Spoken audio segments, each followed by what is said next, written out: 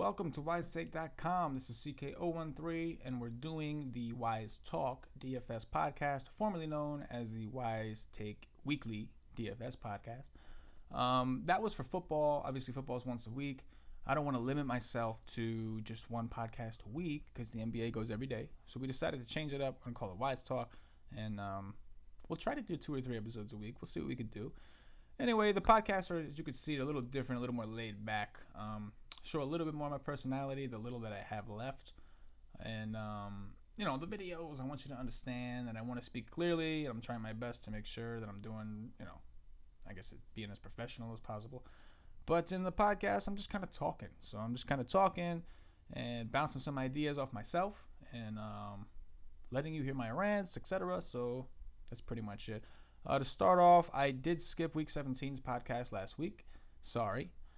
The reason I did it, I'd love to say it was for the holidays or whatever, but really I just hate Week 17. Don't like it. Too much variance. Don't know what's going on. It takes a lot of research. With that said, I actually did okay Week 17. I did play it, but I don't like to talk about it. I didn't want to talk about it. So NBA, I'd like to talk about more. We're switching full-time to NBA. Don't feel like doing the playoffs. They'll just happen.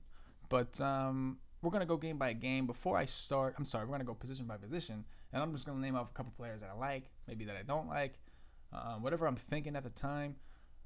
Jimmy Butler, though, last night, wow. Our projections at WiseTake always love Jimmy Butler. And it was no different last night. I loved it.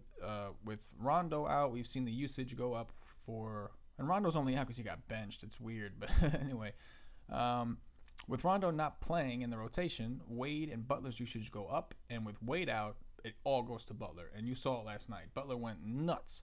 And luckily for me, I had a lot of exposure to him, so I did well last night. And that's pretty much it. So, it's funny, the pivots. What prevented me, I struck out last night at power forward. And what kills me is the reason I started off my day with 20% exposure to Jokic or whatever. And by the time all the news released before lock, next thing you know, by the time lock happened, I didn't have any of them. I pivoted to Jabari, I pivoted to Ibaka, I pivoted to Kevin Love, and none of them did that great. Sucks. But anyway, moving right on. Let's talk about this slate. So at point guard, John Wall's 9,600. I think he's a little overpriced, although I think Darren Williams is questionable. If he does not play, his matchup gets a lot easier with Seth Curry. So if Seth Curry is going to be the one guarding Wall, I like Wall a lot more. Still, it's a pace-down game. They just played last night, and he's very expensive. But Wall certainly in play for GPPs. I would say only GPPs because his price will lock you up, and his matchup is not guaranteed. I love Isaiah Thomas today. He's the second most expensive point guard going. He's my favorite point guard today. Well, I shouldn't say favorite. I never really have a favorite. If I had a favorite, I'd probably play more cash, which I don't play cash very often. So Isaiah Thomas at home, 8,100. Our projections love him every day. And how do you not? I mean, the guy's a scoring machine. He's so quick, and I don't know. But love Isaiah. George Hill's supposed to be out, so I think Mac will be guarding him most of the time, and I'm not afraid of that. Give me Isaiah. On the flip side, I also like Shelvin Mack. I like him more than the other punt options at point guard. I like him more than McConnell and some of these other guys. He's cheaper for one, and targeting point guards against Isaiah Thomas has been awesome. You saw what Kyrie did to him. So I love targeting point guards against Isaiah Thomas just as much as I like taking Isaiah Thomas. So interesting correlation play would be to play both those point guards in that game. Kyle Lowry has a tough matchup against San Antonio, but even though the matchup is tough, the production is going to come from either him and DeRozan or both. So he's certainly a GPP play. 8,000. He was 9,100 last week. Had a monster game, and now he's 8,000. That's how much respect the Spurs get, and rightfully so. DVP wise, they're pretty good against point guards. Shooting guards where you want to attack, although we'll talk about that later. You got to be careful with DeRozan because Kawhi will probably guard him. Anyway, Lowry's definitely in play for GPPs only, but certainly in play. Eric Bledsoe, I was on him last night. He did great for me last night. Today, not so much. Don't want to take him in a back-to-back. Dragic is supposed to play. If Dragic plays, he's got great defense. In fact, I love Dragic if Dragic plays. Anytime you could take a good defender in a pace-up game against a bad pace-up team who's turnover-prone, you want to do that. So I like Dragic. I think he'll get a lot of turnovers. I'm thinking 5-6 steals would be nice. Along with his points, because Whiteside's out, the usage will go up. So as long as he gets his minutes, I love Dragic today. And if I was playing cash, he'd probably be my cash guy. We'll see if I do. Reggie Jackson's interesting. I skipped over Jeff Teague and Conley, so we'll talk about Teague real quick. Teague is a game time decision. If Teague plays, I don't think I'm going to be on him. He's been playing well, but 7,900, I don't like it. In fact, I like targeting guys against him, so Reggie Jackson's in play. Now, if Teague doesn't play, I think Aaron Brooks is certainly interesting. He's very cheap in the threes, I think, on both sites, I think. I know what FanDuel he is, but definitely interested in him if Teague is out. He's been a monster. Let's take a look at what he's done in the little time. Aaron Brooks, 3,600 on FanDuel. His last game, he had 18 minutes and still ended up with 21.4 FanDuel points. So I love Brooks if Teague is out. I like Reggie Jackson either way. But Reggie's obviously, he's one of those guys, man. He could really piss you off. I mean, he could really, really get you upset. So anyway, Mike Conley in a great matchup. Great matchup. His usage actually goes down if Gasol's out. So if Gasol's out, I might like him a little less. Great matchup. My concern is his minutes. He hasn't played more than 30 minutes in a while. And, he's played under 30 minutes in a while. That's what I'm saying. Not even 30, okay, but under 30 is risky. So GPP only, but definitely interesting option. I think if he might be low owned. He might be over owned just because if Gasol's out, people are going to think, oh, that means Conley's going to kill it. But in actuality, Conley actually does better with Gasol in the lineup. So that's interesting. But D'Angelo Russell, not too big on today. He did great for me last time, but not too much today. Ricky Rubio is interesting at 5,900. He's got a good matchup against McConnell. McConnell's a horrible defender. Everybody's taking McConnell. What about targeting against McConnell? When guys come in, they see the value. I get the value, but it's also a boost in matchup. And for me, Rubio has a great matchup against McConnell. I'd rather take Rubio against McConnell over Rubio than Rodriguez. And with that said, McConnell's now 4,600. So he's priced $100 less than Sergio, the regular starter. And Sergio, in my opinion, is much better than McConnell. So I don't like McConnell. Didn't like him last time. He did okay. Don't like him this time either. Don't think he has any upside. Maybe in cash, because he's going to get the minutes, but upside. No upside, no go GPP. Ricky Rubio, I do like. I know I'm all over the place. Damn, all over the place. But anyway, Ricky Rubio, I like 5,900. Easy matchup. Tyler Johnson's interesting. When Dragic was out, he didn't start. I think he came off the bench anyway, I'm pretty sure. But his minutes didn't really spike. So I don't think his minutes will change with Dragic back because I think he's still coming off the bench, obviously. And he's only been playing about 29, 28 minutes anyway. So I think they'll stay the same. Definitely a good GPP play.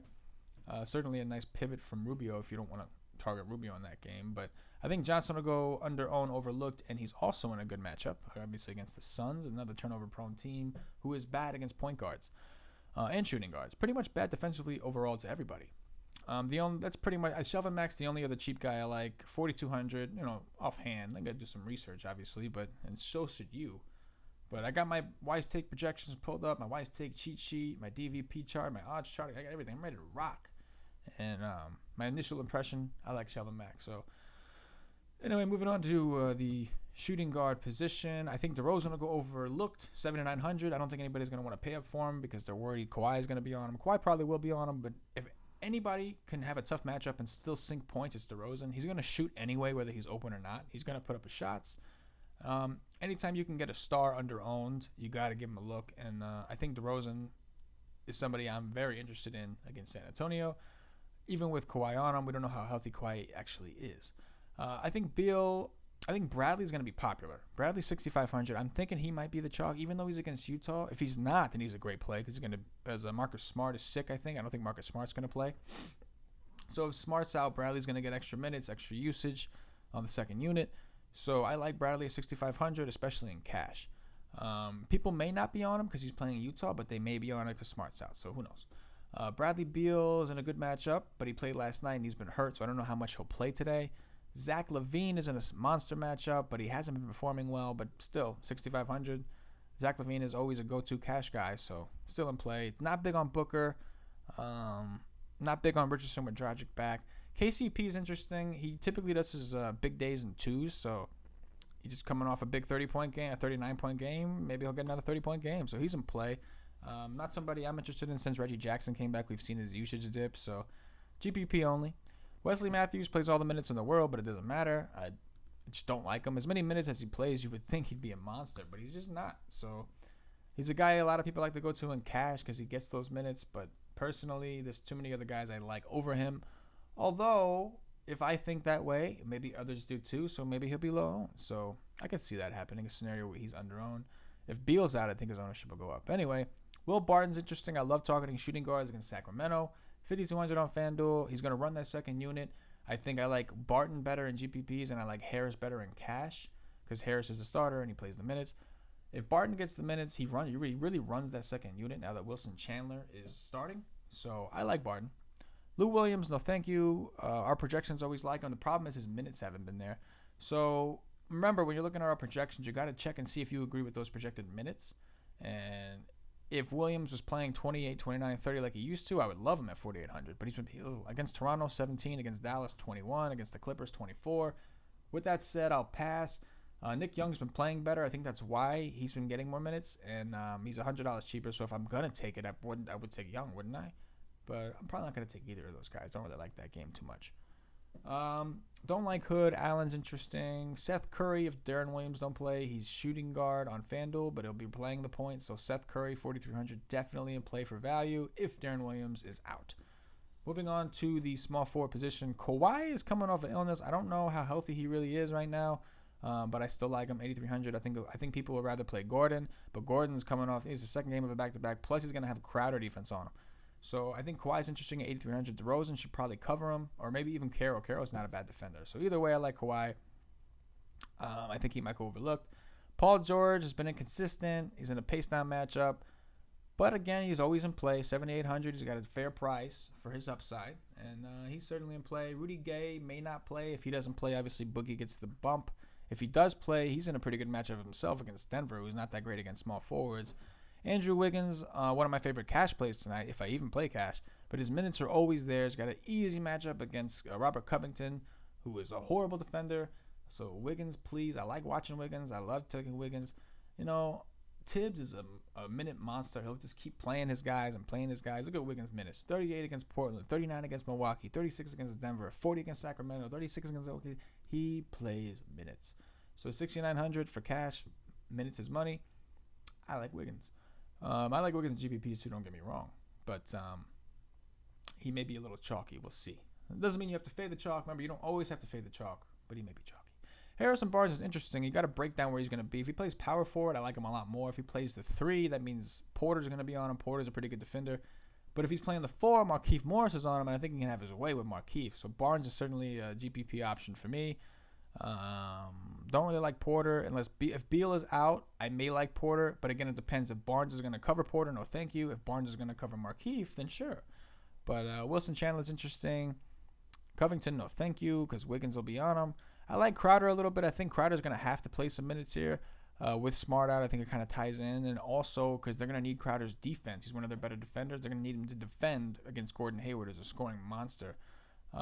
Terrence Ross is interesting, 4,000, interesting punt play, and if Kawhi covers DeRozan, then when Ross is in the game, or even DeMarre Carroll, either one of them, I like Ross because I think he's a better scorer. But either way, if one of them is in the game, they have the option. Sometimes a third player will go off on Toronto, and it's a random one. So Ross and what's his name? What can I think of? I just said DeMarre Carroll is certainly in play.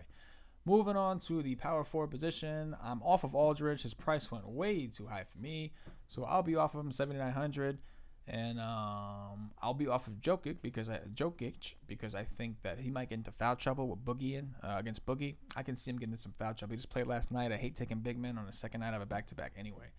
Randall, I think, is interesting. I don't really like that game so much, but Randall's home. Memphis, the place to attack Memphis for some odd reason has been the power forward position, and obviously Randall is a power forward. So Randall's certainly interesting to me at 6,700. Ersan's interesting only because as much as I don't know if on the rebound front I worry that Yang may out-rebound him, but certainly he should score more, and I don't know if Gorgie or whatever his name is will be able to get out to defend the 3 line when he's out there. So Ersan's interesting.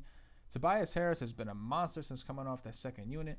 I don't like him when he starts, but when he's off the bench, he's been a monster. So he's in play. Zach Randolph, now I think Gasol's questionable. If Gasol don't play, Randolph is certainly in play. In fact, I like Randolph a lot. Biggs do pretty well against the Lakers. Randolph when he's on the court, he just chucks shots. He's gonna keep shooting. I think that's why Conley doesn't do well when Gasol's out, because Randall plays and then Randall just chucks shots. So Randall's certainly interesting if Gasol is out. Dang is good for cash because he gets the minutes and he gets peripherals, he gets a lot of rebounds, things like that. But his upside is so limited for GPPs. I mean, he's had 30-point games, but that's about as high as he goes. I like James Johnson a lot today. Whiteside's supposed to sit out. He's 5,400. Phoenix struggles against power forwards. James Johnson should play some 3, 4, and 5. I'm expecting a lot of minutes from Necktat. That's what they call him, right? Necktat. 5,400. He just played 34 minutes with Winslow out. Again, Winslow missed Detroit. He played 34 minutes against Detroit. I think Johnson's going to get a big run here. And against Phoenix in a pace-up game, a sloppy team, I like James Johnson. I like him a lot. Dirk, depends on his minutes. He's coming off a 23-minute game. If he plays more minutes, he's interesting at 53. But we'll see what happens there. Thad Young has typically been a good cash game play, although recently he's been putting up some duds. I think he can have a decent game. So I'm not ruling him out, but not my favorite play by any means. If you're looking for a cheaper guy, he's not bad at 52. Let's see. Don't like Jamichael. Don't like Morris. Derek Favors is interesting. You worry about his minutes. But Boston has struggled against the power forward position particularly. So he's certainly in play.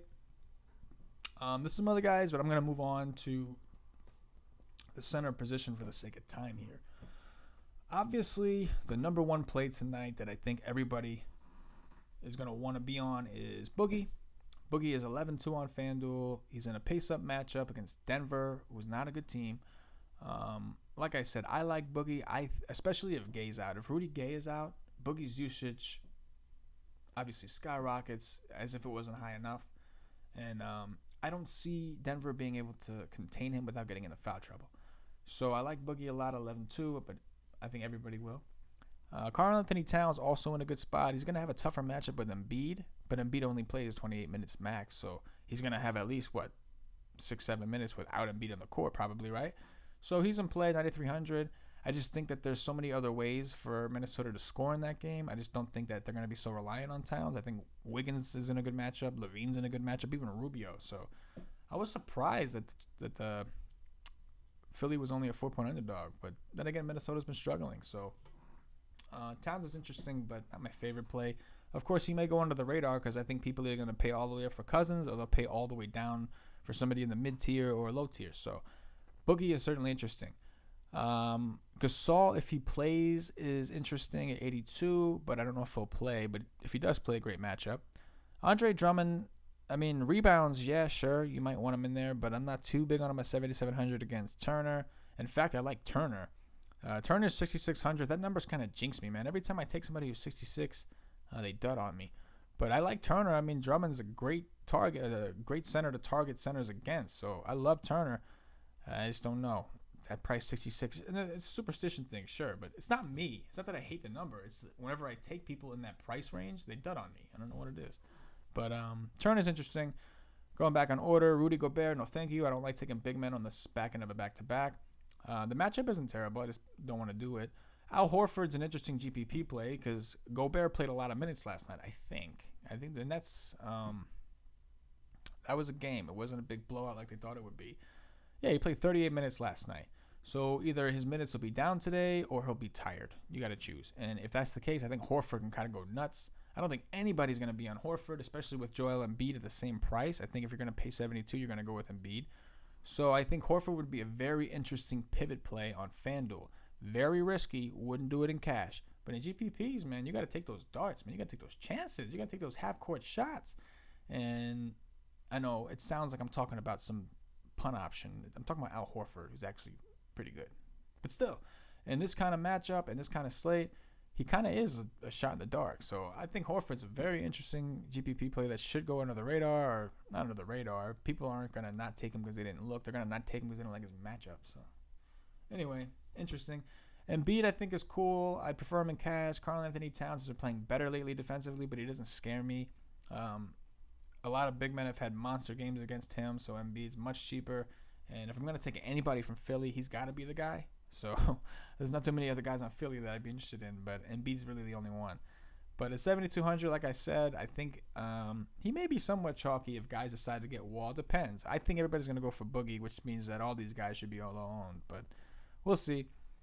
Gasol's, I already talked about Turner, but Gasol's interesting, 6,500. Toronto struggles against big men. I don't know if Valanciunas is all the way healthy, but he's interesting. Gortat's interesting, although he just played last night. Like I said, I don't like taking big men on the back ends of back-to-back.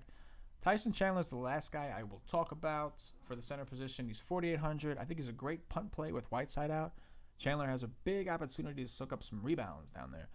I've never been big on the scoring, but he can get rebounds. I mean, dude can get 20 rebounds, so it's definitely possible. He gets 20 rebounds, maybe 10 points. You never know. A couple blocks, so I think he can get to 30 in this game. And I certainly like him. Remember, every time he does one of those big, stupid tips where he just tips the ball and you're wondering why didn't he catch it. Every time he tips that ball and one of his teammates catch the ball, it's his rebound. So definitely some rebound potential here. I like Chandler. So that's going to wrap up the game-by-game breakdown. Looks like we got a little bit of time here. Let's see. Some of the guys that I talked about that I liked. I like Isaiah Thomas. I also like Mac.